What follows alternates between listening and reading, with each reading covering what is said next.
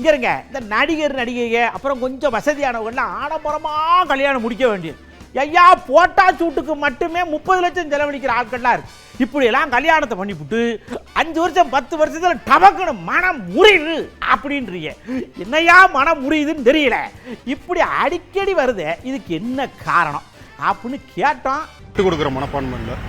நான் தான் பெரியவங்க, நீ தான் ஈகோ, மெயின் ஈகோ தான் காரணம். தப்பான ஒரு சமூகத்தை நோக்கிட்டு போகிற மாதிரி தான் இருக்குங்க.